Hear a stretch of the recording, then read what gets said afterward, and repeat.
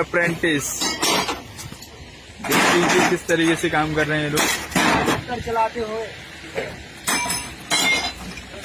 पूरा कबाड़ जो है इन लोगों ने निकाला है। ये कबाड़ फेंकते रहते हैं बस, और दूसरा इन लोगों के पास कोई काम नहीं है।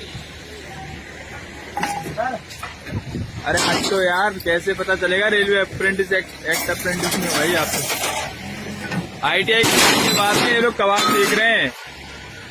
ITI करने के बाद में ये लोग कबाड़ फेंक रहे हैं। और इन लोगों की लाइफ, इन लोगों का फ्यूचर कुछ भी नहीं है यहाँ पे। इनको सिखाया जा रहा है सिर्फ इन लोग से। झांसी टीचर लोग को सेट है, देख लीजिए। और यहाँ पे कोई इनका देखभाल करने वाला भी कोई नहीं है, ना ही इनकी कोई सुनवाई होती है।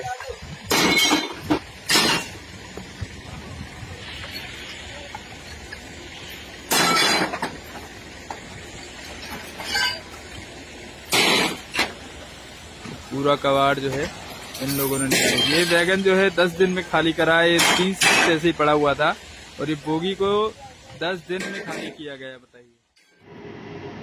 तो साथियों, ये है हकीकत अप्रेंटिस की। मैं ये नहीं बोल रहा कि हर जगह यही होता है, लेकिन कई जगह पे यही होता है। क्योंकि मैंने भी अप्रेंटिस किया था और अप्रेंटिस करते वक्त मेरे भी कई सारे अनुभव रहे हैं। और जो मतलब अभी भी जब सोचता हूँ तो थोड़ी तकलीफ़ होती है। तो ऐसा क्यों होता है, कि सोचने की बात है। इसके पीछे ज़िम्मेदार कौन है? सरकार ज़िम्मेदार है, या हम लोग खुद ज़िम्मेदार हैं, या हमारे सीनियर या जहाँ पे हम काम कर रहे हैं वो ज़िम्मेदार हैं?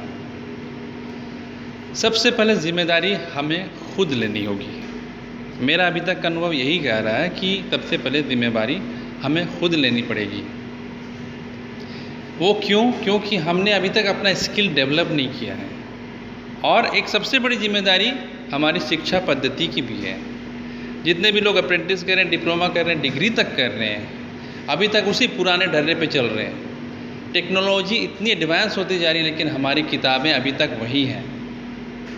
मैं एक छोटी सी बात बोल रहा हूँ आपको। यदि आपको इंग्लिश सीखना है तो आप ग्रामर पढ़ के कभी नहीं सीख पाओगे। प्रैक्टिकल चीज़ों को समझना पड़ता है, आपस में बातें करनी पड़ती हैं, खुल के बोलना पड़ता है। तो उसी तरह मैं इलेक्ट्रिकल की बात नहीं कर रहा हूँ। किसी भी ट्रेड में यदि आप पढ़ाई कर रहे हो तो उसके जो प्रैक्टिकल्स होते हैं, जहाँ पे आपको काम करने हैं, तो उनके बारे में जानना ज़रूरी है। मान लिया रेलवे के बारे में ही, रेलवे में जो भी अप्रेंटिस कर रहे हैं तो उनको पता होना चाहिए कि रेलवे में किस तरह के कार्य होते हैं, इंजन में कैसे काम होते हैं, डब्बे कैसे बनते हैं, वगैरह वगैरह। उसी तरह जो इलेक्ट्रिकल के जो भी पढ़ाई कर रहे हैं उनको ये पता होना चाहिए कि इसका प्रैक्टिकल यूज़ कहाँ पे होने वाला है आने वाले समय में। मैं किसी प्लांट में जाऊँगा तो वहाँ पे होगा, किन किन मशीनों पे मुझे काम करने हैं। ये सब चीज़ें बहुत बहुत इम्पोर्टेंट होती हैं और आपको ये समझना पड़ेगा अभी से। सीनियर्स के पास या फिर किसी भी जगह पे आप अप्रेंटिस करने जाओगे जिसके अंडर में आप अप्रेंटिस कर रहे हो, हालांकि वही लोग ज़्यादा जिम्मेदार होते हैं, लेकिन किसी के पास एक्चुअल वक्त नहीं होता है कि आपको कहीं पे ले जाकर आपको और ट्रेनिंग प्रोवाइड करे। उसको तो सैलरी मिल रही है अपनी, वो क्यों ट्रेनिंग देगा उसके बाद? आप तो ट्रेनिंग करके आए हो। तो मेरे कहने का मतलब यही है कि आप अपने फील्ड को समझो। थ्योरी चीज़ तो है ही, प्रैक्टिकल को समझिए आप। बहुत मुश्किल नहीं है, मैं बार बार बोलता हूँ, मुश्किल ज़्यादा नहीं है। आप बार बार देखें, वीडियोस में देखें, मेरे वीडियोस ना देखें, किसी और की वीडियोस देखें, जहाँ से भी आपको समझ में आती है। आप प्रैक्टिकल चीज़ों को समझें और जानें,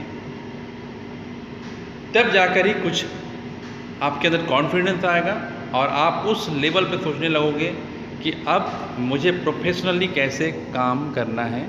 कंपनियां भी ऐसे ही कैंडिडेट्स को बहुत ज़्यादा इम्पोर्टेंस देती है।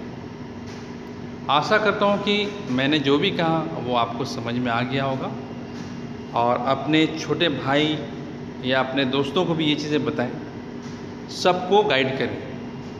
सब अपने ही जैसे लोग हैं। इतना ही कहकर मैं रखता हूँ दोस्तों। Have a good day, thanks for listening. मिलते हैं, बाय।